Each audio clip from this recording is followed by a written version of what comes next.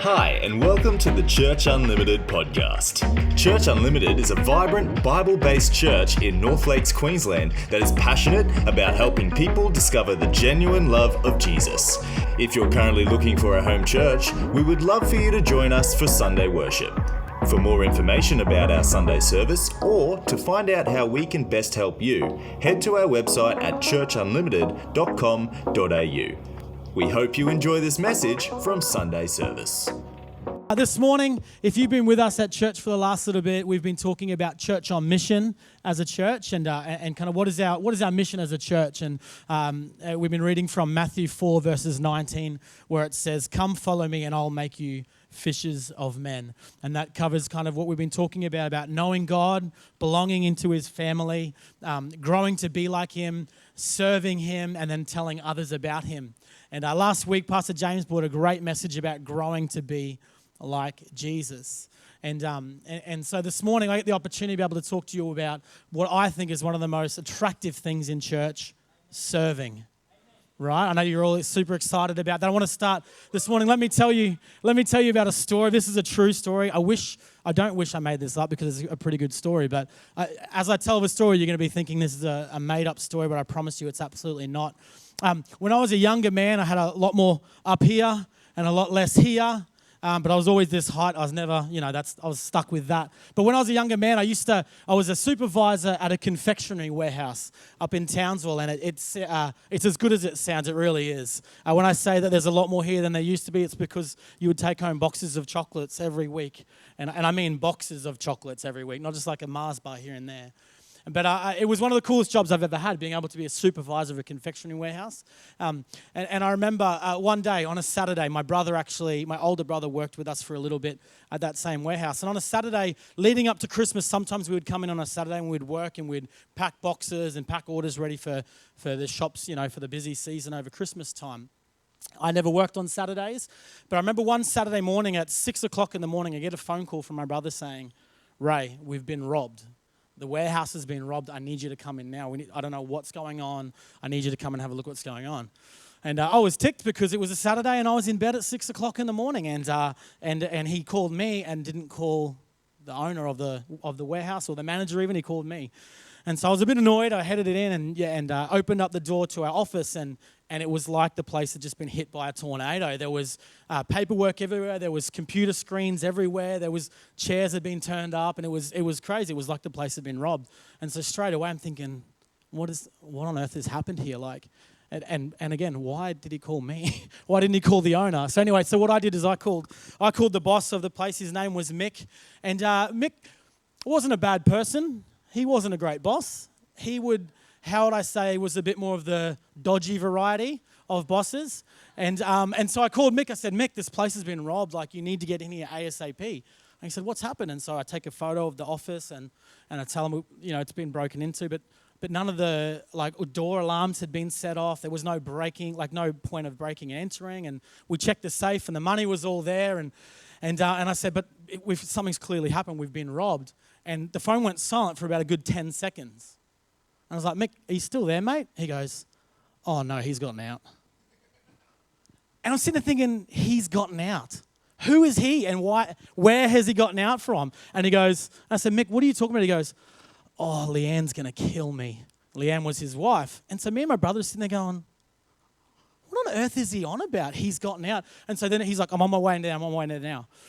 And so then we're standing around with broomsticks going, I don't know who he is, but if he comes out, we're ready for him.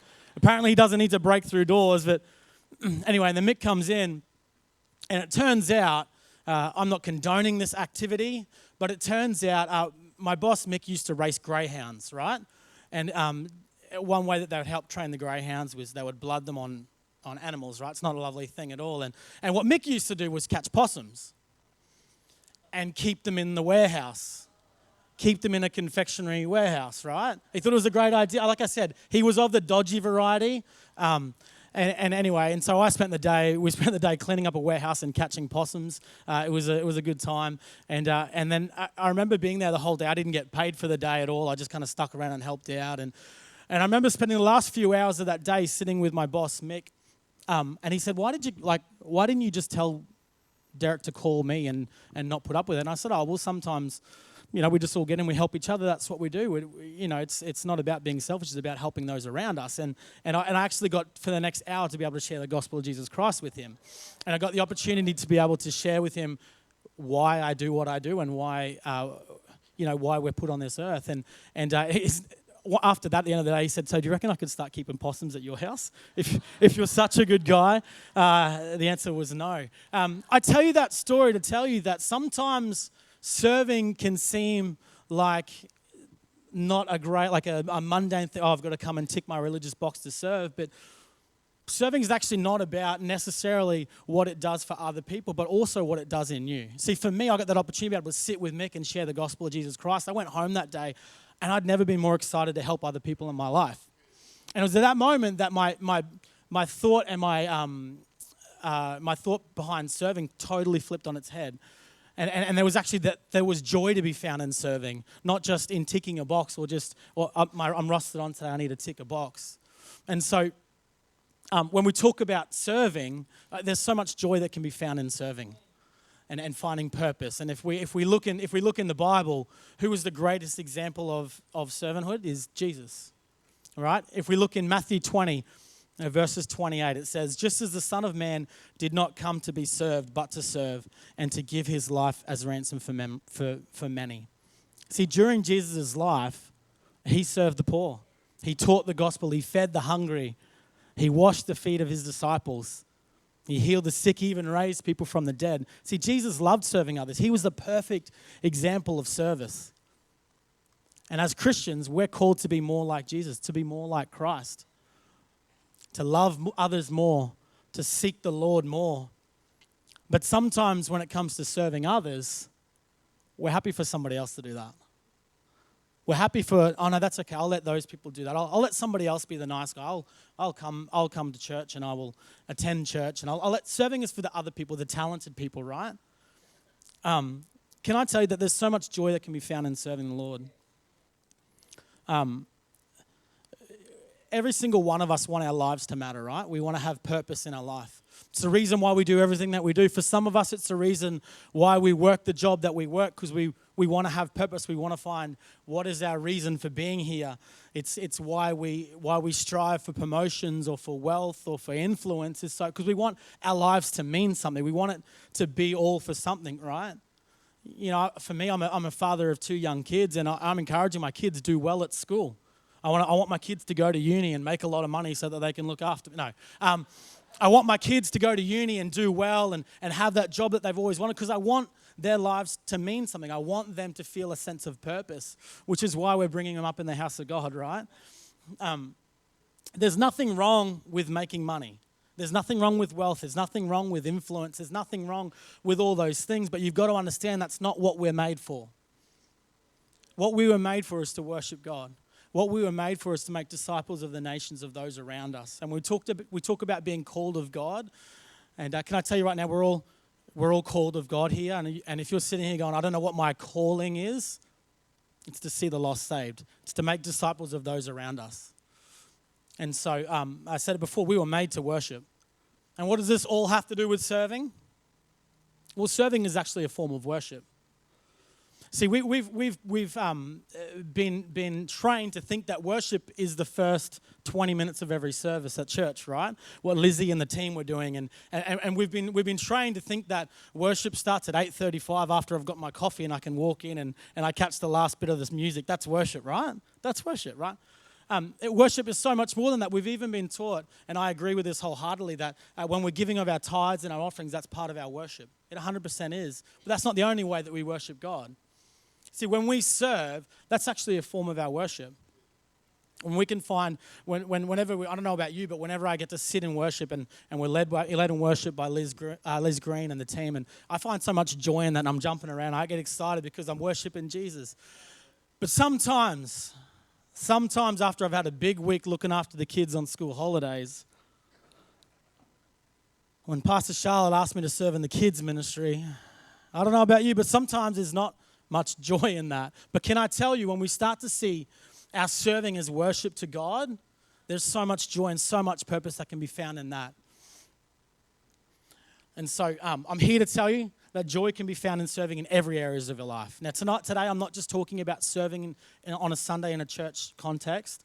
That is a big part of it also. But I'm talking about what are we doing to serve those in our world? What are we doing to serve those in our workplace? Serve those in our family, in our household as well. See, when we think of serving, it's all about others. Others are encouraged. Others are lifted up. Others are given the opportunity to hear the gospel, like I spoke about before.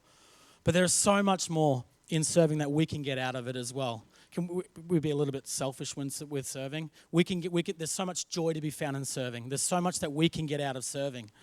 And so this morning, I want to talk to you about the joys of serving, or what does serving do in me? And now I just want to just relax. This is not a sign-on Sunday. Right, like some of you are sitting there going, oh, Razor's trying to get me on team. That's not what I'm trying to do this morning. If at any point you feel like, oh, Razor's trying to get me on team, you're off the hook, okay? It's okay. You don't have to join team today. And maybe you're already serving on team and you're thinking, oh, well, I serve on team. I do my part. I don't need to listen this morning. We need to listen, right? Good. Thanks, Ron. This morning is for everybody because it's not about the part that we play or what we're doing. It's about the joy that we can get from it. It's about what can God do through us when we are serving. And so this is not a sign on Sunday. You're off the hook. It's okay. I do hope that you are encouraged. But this morning is just about me encouraging you. Find the joy in what you do.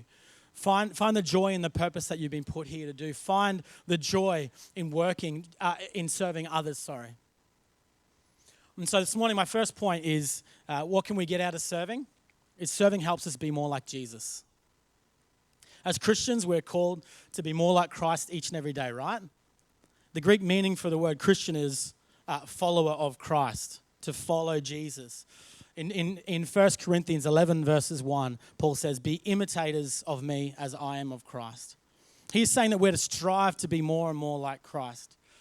I don't know, but have you ever noticed in the scripture that it says be imitators of Christ, not impersonators of Christ, right? Or impressionists of Christ, right? I was thinking about that this week, that because impressionists or impersonators, there's like a negative connotation put with it, like you're trying to pretend to be somebody else, you're trying to put on a show and act, you're trying to be something that you're not. When Paul says to be imitators of Christ, we're to strive to be like an imitator is somebody who copies behaviors, languages, the way that people act, the way that people dress and speak, not in an attempt to put on a show or an act, but a genuine attempt to be more like that person. Let me put it like this. You would have seen on TV, maybe it's on Instagram or TikTok or whatever you're on, comedians who often do like impressions of people, right? A big one that was big in the last few years is everyone's got an impression of Donald Trump. Right? Like, has everyone seen an impression of Donald? I don't personally. I thought about doing one, but that would be not beneficial for anybody in this room. But they'll do impressions of Donald Trump or do impressions of different celebrities and stuff like that. And can I tell you, it's not because they want to be like it. Generally, it's in a negative way to try to like take the mickey out of them or to try to bring them down. That's not what we're called to do, right? We're called to imitate Christ. I've got 2 young kids. I've got a little boy, Matthew, who is 8. And a little girl, Sailor, who is 4. And my beautiful little girl, Sailor, at the moment is at that age. If you're a parent with a kid this age, you'll understand what I mean.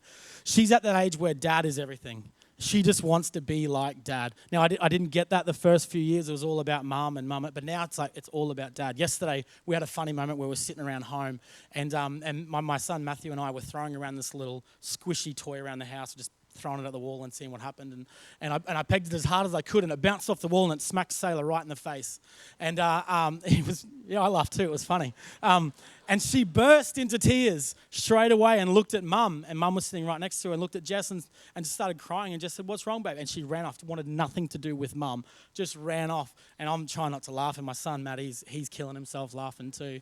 And I went and found, I said, Sailor, come over here, babe. What's wrong? She comes straight to me and says, Matt threw this toy at me and hit me in the face. And I was like, I had a decision then.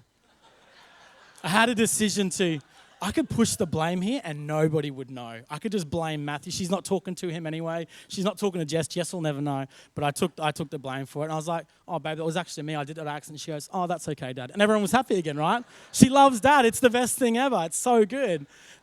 Poor Maddie was like, oh, how come she's okay when you hurt her but not when I? But that's okay. But my little girl wants to be like me so much. If we're about to go down the shops and she'll notice I've come downstairs and I'm wearing my Cowboys jersey, she'll say, Cowboys! And she'll run upstairs and go put her Cowboys jersey on, right? Or if we're going out to the shops and I said, Sailor, are you going to wear shoes or thongs today, babe? And she'll go, what are you wearing, Dad? So I'm wearing thongs. She goes, I wear thongs too.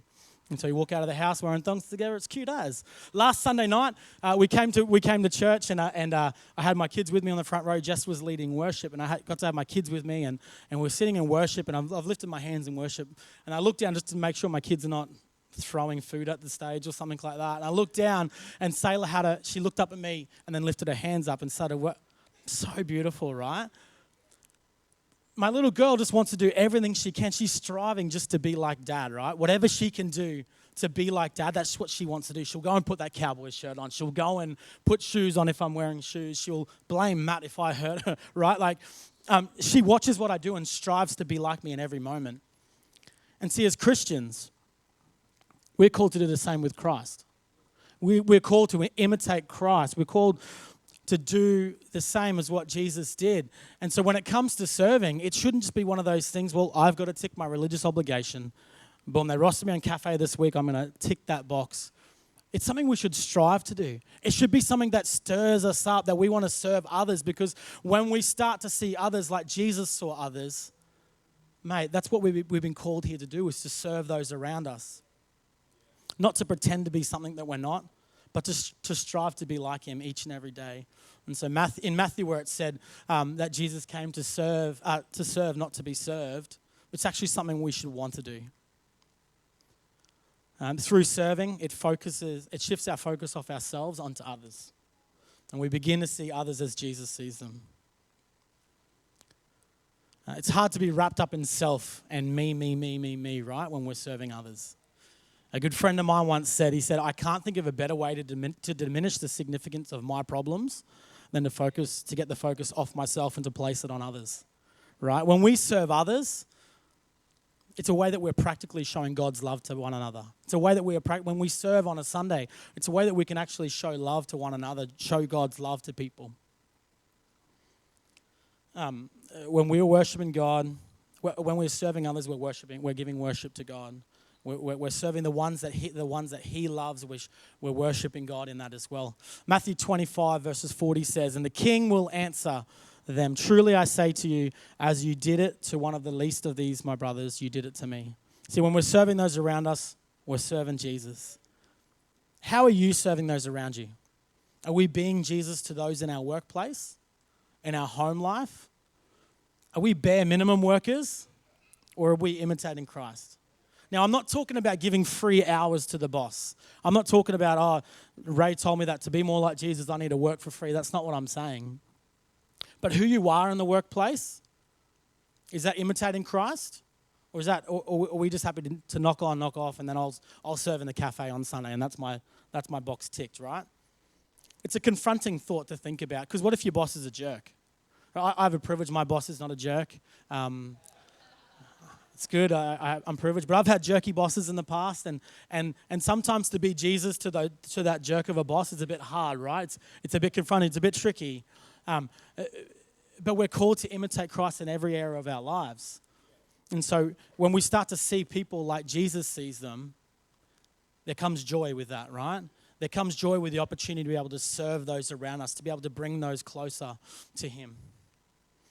Number 2, serving increases our faith. I don't know about you, but for me, sometimes it feels like the little part that I play is so insignificant. The little thing that I have to do or I have to give can be so insignificant. Sometimes my ability and what I can do practically limits my faith in situations, because I think the little part that I have to play surely can't be worth anything. But when we tie our hearts to a greater purpose, imagine what we can do. It goes from ticking a box of what I can do to imagine what we can do when we're full of faith, when we're together and we've tied our heart to a greater purpose. What can we do? Ecclesiastes 4 verses 12 says, and though a man might prevail against one who is alone, 2 will withstand him. A 3-fold cord is not quickly broken.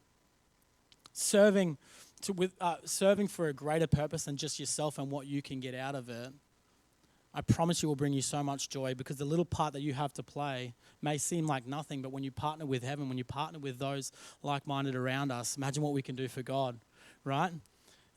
Through serving, God gives us a front row seat of his power at work, right?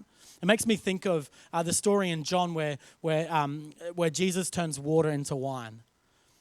I was reading that story, and the way that it's written, the way it talks, it's kind of like, makes me think that in that moment when that miracle was performed, the wedding party had no idea what was going on. They're just sitting there having a good time, having a party, and it was Jesus' mother Mary, and it was the servers there who witnessed this miracle. And it makes me wonder, it makes me think, imagine being one of those servers who you've got jugs full of water, and you're thinking, I'm about to go serve water to the bride and the groom, and I'm probably going to lose my job. It's going to be a horrible moment. And then we know Jesus steps in and turns the water into wine. Imagine being one of those servers where you're tipping out this jug of water to fill a glass up, and all of a sudden, it's not water, it's wine. Imagine walking into a situation thinking, what I'm about to do is not going to mean anything. What I'm about to do is useless. And then God steps in and does a miracle there. And all of a sudden that water, imagine what it did for the faith of those serving at that wedding, seeing God's power firsthand at work. It's pretty incredible, right? Serving allows us to experience God's power firsthand. Over the Easter weekend, a couple of weeks ago, from Friday through to Sunday, we had over 1,000 people on site here at church. Right, that's pretty incredible. That in itself should get you pretty excited. But more than that, we had over 1,000 people hear the gospel of Jesus Christ over the weekend. And on the Sunday alone, we had 650 people here in our two morning services. It's pretty cool, right? It's pretty cool. And I have the privilege at church here to be able to oversee all of our teams, from our hosting teams and helping with our connections and kids. It's pretty incredible. And so there were so many people who helped make that day happen at Easter. But one person I want to bring your attention to, I'm not sure if she's here this morning, but Beck Lowbridge, who was a part of our kids team on that Sunday morning. She was face painter, and she was painting faces on the little kids there. And Beck rocked up to church with some paint, and probably thought that the little part that she was playing, painting kids' faces, meant nothing, right? But imagine how many kids, out of that 650, imagine how many kids were from families who don't know Jesus. Imagine how many kids were from, who had never stepped foot in church, and that little bit of paint that Beck had was just paint. That little bit of water in the jug was just water, but in the hands of Jesus, it was a miracle waiting to happen. See, that little bit of paint that Beck had in her hands was paint to face paint on kids, but in the hands of Jesus is a miracle. You know, we've seen families come from Easter back to church following that as a result of being at church on Easter and having a great time. I was talking with a lady a couple of weeks ago at church. And I was just talking to her about how she made her way to church. How did you get to church? How are you still at church? And she talked about how she'd grown up church when she was younger, and then had kind of been hurt by people at church and never brought back, and just felt to come to church one day. And came to church and met our welcome team at the front door. And she was very hesitant because she'd been hurt by church before, and this was kind of her last attempt. And she met Lana Wilson at the welcome door on the way into church. And Lana shook her hands, looked her in the eyes and said, "Welcome to church. We're so excited you could be here." And she said that moment took her so off guard because she didn't expect that. And as a result of that, she said her heart was so open to the word by just a simple act of somebody welcoming them. And she gave her life to Jesus, back to Jesus in that moment, and has been back at church since then. That should stir faith in your heart. That the little part that you play, I bet you Lana wasn't thinking, when I shake this lady's hand, she's going to say yes to Jesus. But the little part that we play in the hands of Jesus is a miracle waiting to happen. It should stir your faith inside of you. I'm telling a lot of stories here this morning, but that's okay. I want to get the message across. You would have noticed at Christmas last year we did a sensory sensitive service. That's a tongue twister. On the Saturday before our Sunday, where we had families who have children with different challenges and stuff like that come along and be able to be a part of the Christmas experience there. And it was chaos. It wasn't organized chaos. It was chaos. Joe, you were here. It was chaos. And I remember singing "Go and Tell It" on the mountain while dodging bits of foam as they go past my face, flying. And I had kids stepping on my toes while I'm singing, and I had other kids trying to steal my microphone from me. It was hard work. And I remember sitting there singing, going, why are we even doing this? This is chaos. Like, this is ridiculous. And then I rocked up to church the next day, and there was this family that were at the service the day before, came along and said, we just felt so welcome, and we had such a good time yesterday. We felt so loved by what your team did that we thought we need to be back in church the next day. And those people said yes to Jesus also, and they're actually still a part of our church, which is pretty awesome.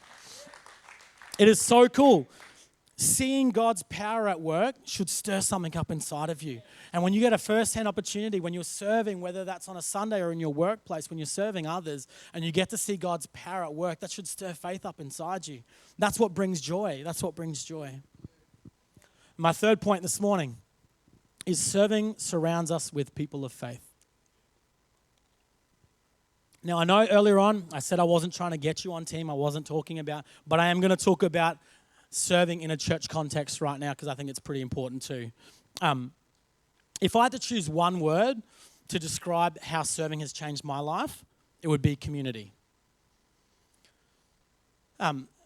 You might have heard this real cheesy Christian saying over the years. It says, church should be enjoyed, not endured, right?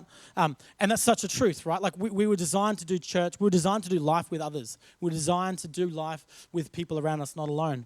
And Proverbs 27 verses 17 says, iron sharpens iron, and one man sharpens another. See, serving should bring us joy in the way of friendships, relationships, community. When we're working alongside others, that's when we build those relationships and those connections with others. It was always a part of God's plan that we would work together in church, that we would serve together in church. That's why in Hebrews 10, it instructs us about, it says, spur on one another toward love and good deeds, not giving up meeting together, but encouraging one another. We were always meant to do life together. We were always meant to serve alongside one another. I remember when I came back to church, I grew up in church my whole life. And then I walked away for a few years and came back. And I remember when I came back to church, I had no friends. Because all of my old friends that I had outside of church disowned me because I was a sellout who was becoming a Christian and a weirdo and all that business. And I came back into church and I just had no friends within church. And so when I came back to church, I was like, I need to make some friends because I feel like a bit of a loser right now, not having any friends. And so what I did was I joined the worship team. And then I joined our youth team as well. And for me, it was just because I needed to connect with people. I needed to make friends. And can I tell you now, those relationships that I made back in, when I was a long time ago, when I was a bit younger, they're still lifelong friends now. I actually even met my wife when I came back to church and started serving on the worship team. And so if you're single here today, you're looking for a wife, join the serving team. It'll help you. That's not our motto. That's not our motto here. Just want to make that clear. It's not like, but it does happen, right? I've experienced it. So, but when I came, but being a part of a team connected me with other people of faith around me who were there to help encourage me, help lift me up, help spur me on. My relationship with Jesus has flourished so much more than I've got other people in my life I'm doing it with. Now that I get to share those victories, I get to share those wins, I get to share those moments of maybe even sadness or downcast. When I get to share those with those around me and serve with purpose with one another, mate, that does something that brings so much joy to my heart, and it should bring joy to your heart too. Can I tell you right now, if you are new to church, you're newer to church, or maybe you're new to Christianity, join a team. The best way to get to know people is to jump on a team. The best way to get connected in is to jump on a team. If you're not sure what team to jump on, come and see one of the service leaders or guys on team out there, and we'd love to get connected in. But I want to encourage, don't do life alone. Don't do this journey alone. We were made to do it together. Come and jump on a team. We'd love to have you a part of it. If I can get our band to just come and join me real quick, it'd be great. Serving on team is so good for you. It does something in your spirit. It lifts your faith. It brings so much joy. And I don't know about you, but when I bring my gifts, my passions, my talents, and serve others, it builds so much confidence in myself. It helps me build confidence in who I am. It helps me build confidence in who God's called me to be and who God's released me to be. And I know you might be sitting here this morning, and we can make so many rational explanations for not serving, right? Like, I don't have time for it. I'm too old. I'm too young. I've just had a kid. I don't have any skills to contribute. See, God used similar men and women in similar situations to that all through the Bible to change the course of history, right? We think about Moses. Moses didn't see himself as a leader or a speaker, but God used him. God worked through Moses to bring Israel out of slavery. David, who was the youngest of all the brothers and the most, would say, the most insignificant, God used him to kill Goliath and become one of the greatest kings in Israel. Paul used to kill Christians before he met Jesus, but he went on to be one of the most highly regarded and prolific writers in the Bible and church planners in history. See, God just doesn't want to work through you. He wants to work in you. It's not about what you can do. It's about your heart to serve those around you. See, the reality is God doesn't want you to do more for him, right? He just wants more of your heart.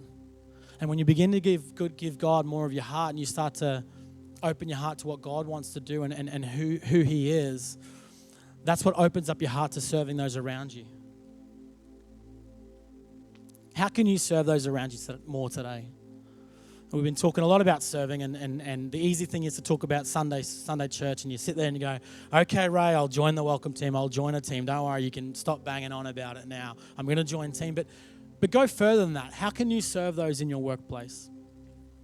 We talked about before about being a minimum worker or being somebody who serves those at your workplace. Can I tell you, if the sink at the staff kitchen is full of dishes, wash them up.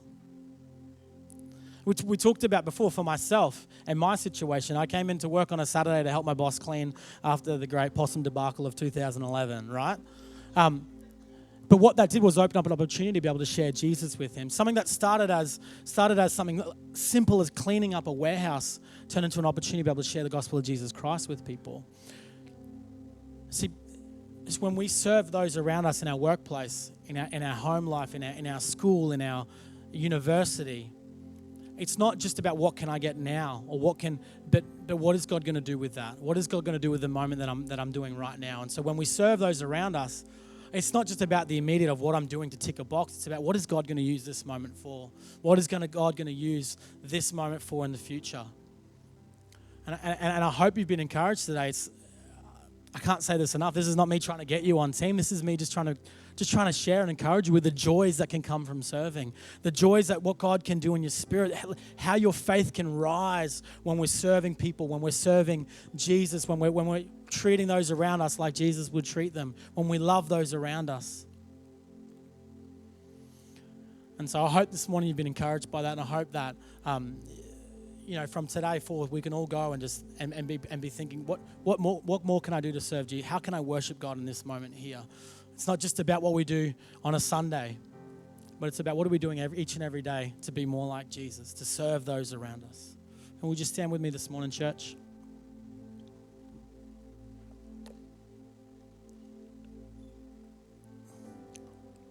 We're going to do one more thing before we close service this morning. We do this each and every week here at church. I want to pray for people this morning who maybe you don't yet know Jesus Christ. And I've been talking about loving people the way that Jesus loves them and talk about serving those around us like Jesus did. And you're sitting here going, I don't even know who Jesus is. I just came with a friend because I thought it'd be a good time. You don't. This morning, I want to love an opportunity to be able to introduce you to Jesus, to pray a prayer with you, asking him to come into your heart. And so with every head bowed and every eye closed this morning, if that's you, as I've been preaching this morning, you've been asking the question, not how can I serve, but how can I meet Jesus? How can I be a part of his family that you keep talking about? And like I said, I'd love the opportunity to be able to pray with you this morning. And so what I'm going to ask you to do, if that is you this morning, I'm going to get you just in a moment to pop your hand up really quickly. And that's not to embarrass you, but it's just so I know who I'm praying with this morning. And you can quickly pop your hand up and you can put it back down again. But I would love an opportunity to be able to pray with you this morning, inviting Jesus into your heart. So if that's you this morning, with every head bowed and every eye closed here, would you just pop up and give me a little wave this morning? I'd love an opportunity to be able to pray with you.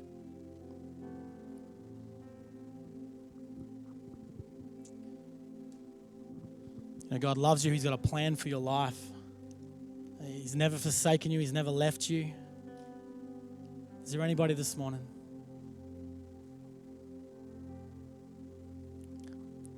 Nope, that's awesome. God, I thank you so much, Father. Lord, that each and every day you call us closer to you, God. That each and every day, Father, you're drawing closer to us, Lord, that we might know you more, Lord, that we might be imitators of you, God. Help us each and every day, each and every one of us, God, to be more like you, Father. Lord, would you help give us opportunities, God, to be able to serve those around us? Father, that this week, Lord, as we leave this morning, God, that you would give us opportunities to be able to serve those in our world, Lord, Father, that we would find joy in serving those around us, God. We thank you so much, Lord, for what you've done in this place this morning, God, and what you're going to continue to do in the lives of our church. And Father, we thank you, Lord, and we give you all the praise and all the honor this morning. In your mighty name, amen. Thanks for joining us. We pray that you and your family are richly blessed by the love and grace of Jesus. If you're ever in the area, we would love for you to join us for Sunday worship.